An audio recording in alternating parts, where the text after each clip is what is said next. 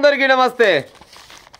కల్వకుంట్ల కవితకు వచ్చింది పేపర్లు ఇవ్వాలి. ఎందుకో కవితకు వచ్చిందంటే ఏదో కథకే వస్తుంది, ఉత్తగా రాని రత్పాడై. అధికారం శాశ్వతం అనుకున్న వారిని ప్రజలు ఇంట్లో కూర్చోబెట్టిరంట. అబ్బా, ఎన్ని రోజులకు గుర్తొచ్చింది అక్క నీకు ముచ్చట పాడైపోను. అధికారం శాశ్వతం అనుకొని విర్ర వేగినోళ్ళని ప్రజలు ఇంట్లో కూర్చోబెట్టిరంట. మరి ఓ తెలంగాణ ప్రజలారా, ఎవరిని ఎవరు కూర్చోబెట్టవచ్చు? ప్రజలైతే కూర్చోబెట్టిరు, కానీ మరి ఎవరిని కూర్చోబెట్టవచ్చు? ఇలా అయ్యనే కదా కూర్చోబెట్టింది. గా ముచ్చట ఇన్ని రోజులకు చెప్తుంది. ఎన్నడుకున్న నిజం అనేది జర గట్టిగుంటుంది. నిజం ఎన్నడుకున్నా బయటకు వస్తుంది కదా, అప్పుడప్పుడు గిట్ట వస్తుంది. పాన విసికినప్పుడు బయటకు వస్తుంది. ఇలా పాన విసికి కూడా మంచి పని అయింది. తెలంగాణ ప్రజలకు మొత్తం విషయాలు మొత్తం తెలుస్తున్నాయి. అధికారం శాశ్వతం అనుకున్న వారిని ప్రజలు ఇంట్లో కూర్చోబెట్టారు. నేను ఎన్నో సమస్యలను కేసీఆర్ దృష్టికి తీసుకెళ్ళినా ఫలితం లేకపోయింది. నగదుడు, మరి రక్తం పంచుకొని పుట్టిన బిడ్డవు నువ్వు. ఎన్నో సమస్యల గురించి కేసీఆర్ దృష్టికి తీసుకుపోయినా కూడా ఫలితం మాత్రం శూన్యమట. మరి తెలంగాణ ప్రజలారా, ఎన్నో ఎన్నో చేసినామని చెప్తుంటాడు కదా, మరి సొంత బిడ్డే చెప్తుంది. మరి బిడ్డ తప్పు కావచ్చునా, లేకపోతే కేసీఆర్ తప్పు కావచ్చునా? నేను పనులు చేసినామని చెప్పిన కేసీఆర్ తప్పు కావచ్చునా? నేను ఎన్నో సమస్యలు తన దృష్టికి తీసుకుపోయినా కానీ ఫలితం మాత్రం శూన్యమని చెప్పిన కవితమ్మ తప్పు కావచ్చునా? మరి ఎన్నో సమస్యలు తీసుకుపోయినా ఫలితం శూన్యమైంది అన్నప్పుడు మరి గాయాలు ఎందుకు చెప్పకుండా వచ్చు? ఈ ముచ్చట కేసీఆర్కి ఎన్నో విషయాలు చెప్తున్నా కానీ పట్టించుకుంటలేడు అని గాయాలు ఎందుకు చెప్పకుండా వచ్చు? మరి గియాలు ఎందుకు చెప్తుండొచ్చు? అధికారం పోయింది కదా, అట్లా ఉంటుంది అన్నట్లు లెక్క. 20 ఏళ్ళు బీఆర్ఎస్లో పనిచేసినా నన్ను అవమానకరంగా బయటికి పంపారు. 20 ఏళ్ళు పనిచేసిందంట. 20 ఏళ్ళు ఎవరి కోసం పనిచేసినావు? అమ్మ, బీఆర్ఎస్ పార్టీ కోసం పనిచేసినావు. నువ్వేమన్నా కేవలం నీ ఇంటి కోసం పనిచేసినావు. ప్రజలారా, కొంతమంది ఈ విషయాన్ని స్వీకరించినా స్వీకరించకున్నా కానీ 20 ఏళ్ళు ఆమె పనిచేసింది. ఎవరి కోసం పనిచేసింది? తన నాయన కోసం, తన అన్న కోసం, తన బావ కోసం, తన కోసం, తన కుటుంబం కోసం పనిచేసింది. అంతేగాని తెలంగాణ ప్రజల కోసం పనిచేసినట్టే మాత్రం ఒప్పుకునే ప్రసక్తి అయితే లేనలేదు. ఇది మాత్రం పక్క. ఏమంటే 20 ఏళ్ళు పనిచేసిందంట. 20 ఏళ్ళు పనిచేస్తే అవమానకరంగా బయటికి పంపారు. నువ్వు ఏమన్నా ఆమె తాళ్ళు బయటికి ఎందుకు పంపుతురామా? మన బంగారం ఏమైనా బంగారం అయితే ఏంటైనా అమ్ముడుపోతుంది. కేసీఆర్ తండ్రిగా పిలిస్తే వెళ్తా, రాజకీయంగా వెళ్ళే పరిస్థితే లేదు. నిన్ను బిడ్డ కూడా విషకాలం లేనట్టుంది. వీడికే మురిగినాక పైన తాటిపండు పడ్డట్టు కేసీఆర్ని శివర్ జీతకాలం లేదు, మసడోల కాలం లేదు. పాడైపోయింది తెలంగాణ రాష్ట్ర ప్రజలు. ఇక నువ్వు ఈ కాలంలో పాలోడు చచ్చిపోతే మరో రాయి వేసి అన్నట్టు వాళ్ళకి వీడికే పానం బాగాలేదంటే వాళ్ళ మీద ఇంకో గుండ్రా వేస్తాను కూతున్నావు. నిన్ను రాజకీయంగా పిలిస్తేనేమో పోదంట ఏమో, కానీ తండ్రిగా పిలిస్తే మాత్రం పోతుందంట. తండ్రి ఎన్నడుకున్నా తండ్రి బిడ్డే, కానీ రాజకీయంగా మాత్రం పోదంట. మరి ఏమో రాజకీయంగా పోగొట్టి బీఆర్ఎస్ పార్టీ మొత్తం అందమైతే వస్తున్నా పాడై ఏమైతే మరి అన్ని అభిప్రాయాలు మొత్తం విమకానే ఉన్నట్టున్నాయి. నేను అవమానాన్ని తట్టుకోలేను. బా, ఇంత అవమానాన్ని కూడా తట్టుకోదు. ఏముంది నా సామిరంగా, ఈమె ఎసవో ఇంటి అవమానం వచ్చే తట్టుకోదు, కానీ సారపంచాయలు మాత్రం ఢిల్లీ దాకా పోయింది. మరి గది అవమానం కాకుండా వచ్చు అంటే ఆమెకు కాదు అవమానం జరిగింది వాస్తవానికి. అప్పట్లో అంటే ఇలా పార్టీ వాళ్ళు కవితమ్మ పోయి జైల్లో కూర్చుంటే కవితమ్మ కూర్చున్నట్టు కాదు, తెలంగాణ ఆడపడుచులు మొత్తం కూర్చున్నట్టే, తెలంగాణ ఆడబిడ్డలకు మొత్తం అవమానం జరిగినట్టే. ఈమెకు అవమానం జరిగినట్టు కాదు. అంటే వీళ్ళ ఇంటి మీదకి ఆపద వస్తే అట్టు వస్తుంది అన్నట్టు. కేసీఆర్ కాపద వచ్చినా, కేటీఆర్ కాపద వచ్చినా, ఈమె కాపద వచ్చినా తెలంగాణ ఆత్మగౌరవం దెబ్బతింటుంది. తెలంగాణ మొత్తం పోయి జైల్లో కూర్చుంది అని చెప్తారు. ఎందుకంటే వీళ్ళ ఇంటోళ్ళకి ఆపద వస్తే తెలంగాణ మొత్తం ఆపద వచ్చినట్టే. కానీ తెలంగాణకు ఆపద వస్తే మాత్రం వీళ్ళ ఇంటోళ్ళు మాత్రం పట్టించుకునే కాలం అయితే ఉండదు. అవునా కాదా ప్రజలారా చెప్పురి. ముందు ముచ్చట ఇంకా చాలా ఉంది. కానీ పాలిటిక్స్ పక్కాగా చేస్తా. ఆడబిడ్డలను రాజకీయం చేస్తే ఎట్లా ఉంటుందో చూపిస్తా. నిజంగా కూడా ఆడబిడ్డలు రాజకీయం చేస్తే బాగానే ఉంటుంది, కానీ నీ అసలు రాజకీయం చేస్తే ఈరందప్పంగా ఉంటుంది. ఆడబిడ్డలు రాజకీయం చేయాలి, బరాబరుగా చేయాలి, కానీ నీ లెక్క వచ్చిన రాజకీయం చేసి జనాలతోటి మాటలవాడి రాజకీయం చేయకూడదు. ఆడబిడ్డవే కదా, మరి ఆడబిడ్డ సారపంచాయలు ఏమెక్కరక్క? ఇప్పుడు అదేంది లిక్కరు స్కామ్లా దొరికింది కదా ముచ్చట. మరి నువ్వు ఆడబిడ్డవేనైతివి, ఎన్నో ఒక కాడ నీకైతే ఎమ్మెల్యేగానో ఎంపీగానో లేకపోతే ఎమ్మెల్సీగానో ఎన్నో ఎప్పుడు ఓడిపోయినా కానీ మెయ్య కొనబోయి సీట్లనే కూర్చోబెట్టిండు.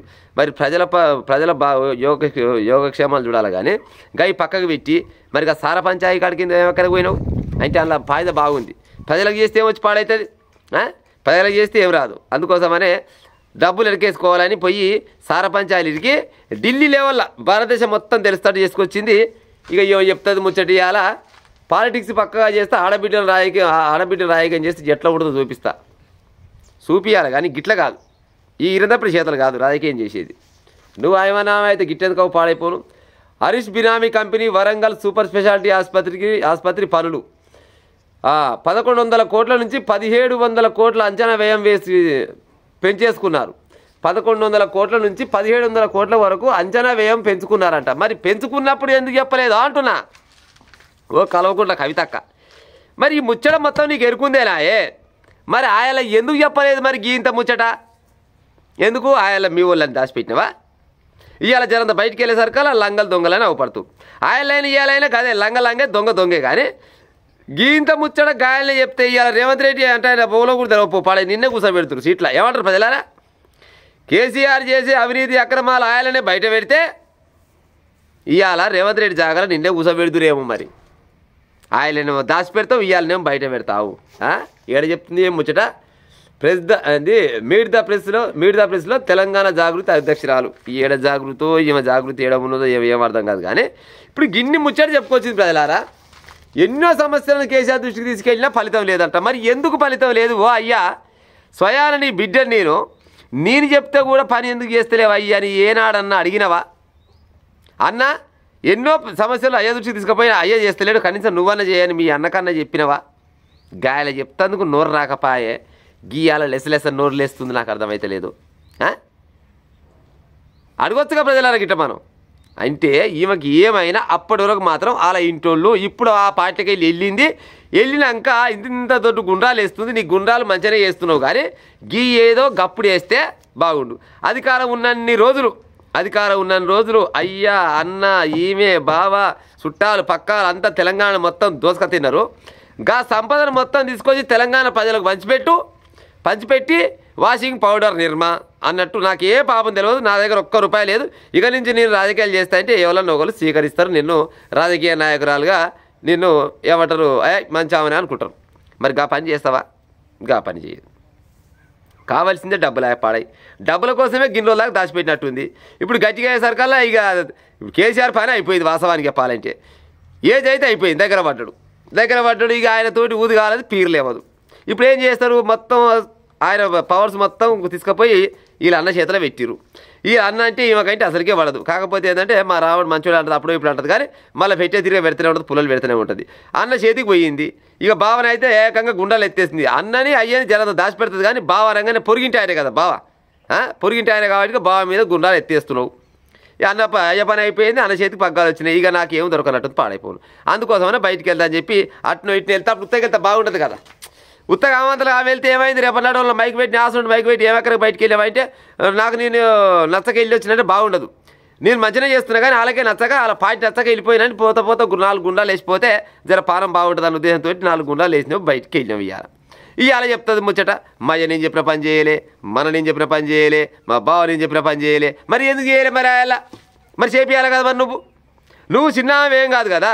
తెలంగాణ రాష్ట్రంలో ఎప్పుడు ఒక పదవితోటే ఉన్నావు. నువ్వు ఓడిపోయినా కానీ మీ అయ్య నీకు పదవే ఇచ్చిండు. ఎంతోమంది ఉద్యమకారులను అంచదొక్కి కూడా వాళ్ళకు రావాల్సిన పదవిని నీ చేతిలో పెట్టిండు. మరి ఆయన అడగాలి కదా ప్రజలారా. ఆయన అడగకుండా ఇయ్యాల ఎంత ముద్దుగా చెప్తుంది ముచ్చట. అధికారం శాశ్వతం అనుకున్న వారిని ప్రజలు ఇంట్లో కూర్చోబెట్టారు. మరి నువ్వు కూడా ఆయన అధికారం శాశ్వతమే అనుకున్నావు కదా. నీ అయ్యకు అధికారం ఉంటే నీకు అధికారం ఉన్నట్టే కదా లెక్క. మరి నువ్వు ఆయన ఎట్లా అనుకున్నావు? మరి నువ్వు కూడా ఏమనుకున్నావు అంటే ఈ తెలంగాణ రాష్ట్రం మొత్తంలో ఎప్పటికీ మాదే అధికారం అన్నంత విర్రవీగిరి మీ ఇంటి వాళ్ళంతా కలిసి. తెలంగాణ రాష్ట్ర ప్రజలంతా తెలివి కలవలు అయ్యి మీరు ఎట్టయితే విర్రవీగిరో దాన్ని మొత్తం పక్కకు పెట్టేసి ఇంకోళ్ళు పగ్గాలు అప్పచెప్పారు. మిమ్మల్ని కొనబోయి ఫామ్ హౌస్కి పరిమితం చేసారు. మీ అయ్య ఫామ్ హౌస్కి వెళ్ళాడు. నువ్వు వెళ్తే అప్పుడు ఇప్పుడు బయటికి వెళ్తావు, ఉగ్గిసోటి ముచ్చట చెప్తావు. మొత్తానికైతే తెలంగాణ రాష్ట్ర ప్రజలకైతే ఎంతో కొంత అయితే మేలే చేస్తుంది. నేనైతే ఈ విషయంలో కవితకు దండం పెట్టాలి. ఎందుకంటే ఇంట్లో చెప్పినాక కూడా నమ్మరాని జనాలు పక్క నమ్ముతారు కదా. ఎందుకంటే కేవలం ఏది కేసీఆర్ కుటుంబంలో ఏమేమి అన్యాయాలు ఏమేమి అక్రమాలు చేసిండు అనేది అందరికంటే ఎక్కువ ఈ కవితమ్మకే ఎరక. అప్పుడో ఇప్పుడో గిసోడి ముచ్చట జనాలకు చెప్పి ఓ కవితక్క జనాలకు గిసోడి ముచ్చట చెప్తుండ్రు. ఎందుకంటే ఇలా కొత్త ముచ్చట అయితే తెలిసింది పక్క. ఎన్నో సమస్యలను కేసీఆర్ దృష్టికి తీసుకెళ్ళిన ఫలితం లేదంటే అర్థమైంది. కేసీఆర్ రాజకీయంగా చాలా మందికి అన్యాయం చేసిన లెక్క తెలిసింది కదా. 20 ఏళ్ళు నేను పార్టీకి పనిచేసినా కానీ నన్ను బయట పెట్టని చెప్పినావు కదా. ఇటువంటి విషయాలు ఎప్పటికప్పుడు చెప్తూనే ఉండాలి, జనాలు తెలుసుకుంటూనే ఉండాలి. కవితక్క మళ్ళీ రేపో ఎల్లుండో 4 రోజులకైనా బాధ లేదు, వారానికైనా బాధ లేదు, కానీ మరొక ఏమైనా విషయం చెప్పు. అట్నే చెప్తా ఆ ఫోన్ల ముచ్చట, కాళేశ్వరం ముచ్చట, రియల్ ఎస్టేట్ల ముచ్చట, భూముల ముచ్చట, ఈ ముచ్చట్లు కూడా తేపకొకటి వారానికి ఒకటి పెట్టుకోరాదు. సోమవారం ఒక ముచ్చట చెప్పు, మళ్ళీ వచ్చే సోమవారం మళ్ళీ ఒక ముచ్చట చెప్పుకొని జనాల ముందరకు వస్తే జనాలు ఏదో ఒక రోజు తెలంగాణ రాష్ట్రానికి నిన్ను కూడా ముఖ్యమంత్రి చేస్తారక్క. ఏం బాధ లేదు దాంట్లో. ఏమంటారు ప్రజలారా?